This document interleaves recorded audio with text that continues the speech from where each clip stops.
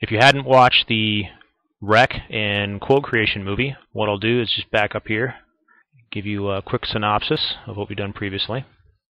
And what we've done, we had created a rec number 235, and from that rec we have created a quote, and from the quote number, or from the quote, we've created a sales order. Now, you don't have to follow the steps of creating a rec and a quote to a sales order. You can manually create any one of these documents. Just left the quote, and we've just recently created a sales order. So a customer had called the sales rep back, said, yep, I've got my purchase order in hand, I'm ready to buy. And we had issued the quote and wound up on a sales order. So let's go ahead and enter some information for the customer. I'll click on shipping address. So we're going to select a shipping address, and we'll click save. And we scroll down this address. Shipping account number was automatically pulled from the account page.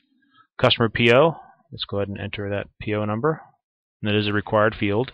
Terms, customer notes, these were carried over all the way from the requirement, quote, and to the sales order.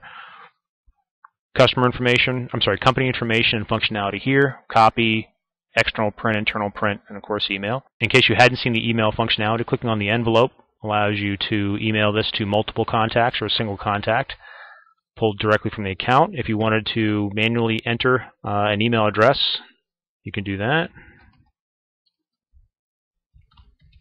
You can also enter CC, BCC. Subject lines from the first line. Send as PDF. This will create a PDF. That's checked off by default, but you can also send it off as HTML or plain text. Include internal notes. Comment signature.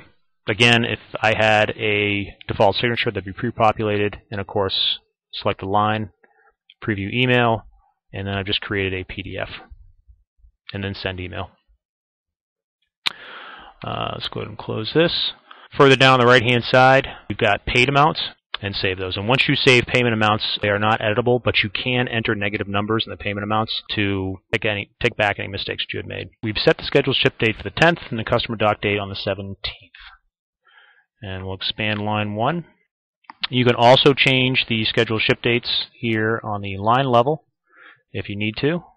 Moving down, we've got line 1, manufacturer part number, which are all carried over from the other previous documents, the associated rec and quote, sell quantity 500, sell price, and our sources.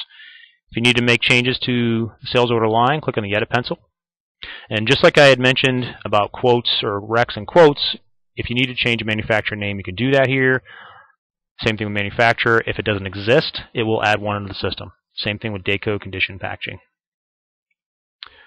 And to the right, we can view our sources, scheduled ship dates. We can enter scheduled ship dates and scheduled deliveries.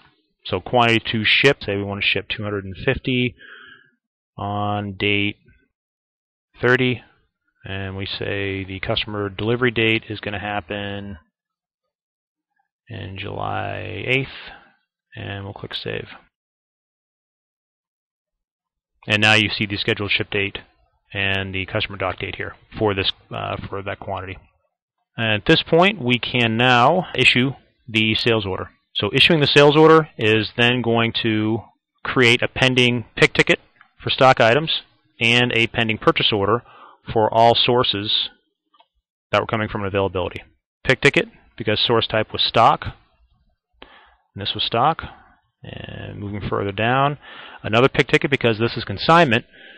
And we've got a Make PO button for availability. And another Make PO button for availability for this supplier. So 2 different suppliers will make 2 different POs. Let's go ahead and click on a PO. And this is the beginnings of PO creation.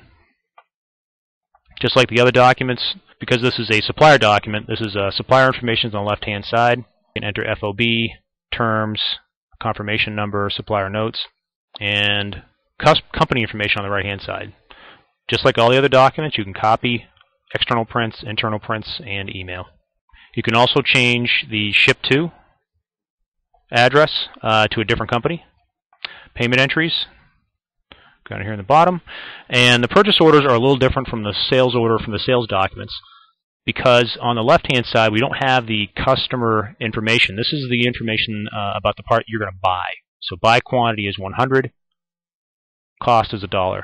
The quoted quantity and quoted price are both 0 here, but they would be different if this PO was associated to a broadcast SRFQ or a supplier request for quote. Down below, we can also enter ship method, tracking numbers, miscellaneous costs. And to the right is the destination. So we're going to buy 100, and it's going to go to sales order 137, which is the document we just came from. Who in the customer information, sell quantity, sell price. Permissions will hide this. You can control, you can set roles inside of CORtracker that will hide the sell quantity, customer name, and many other attributes on this screen from your purchasing people if you need to. Commissions. Some companies offer commission splits and they're different rates depending if it's stock or brokered. That's what that link does. And from here, we can enter supplier confirm date or due to my doc date. Let's go ahead and issue this line. And what we've done is issue the purchase order. If I need to make any changes on the PO, I can change the status back to open. And my line can become editable again. So let's go ahead and reissue this. And since we've issued the PO, we've now created a pending receiving document. So I'm going to jump to the home page real quick so we can kind of follow along to see how this works.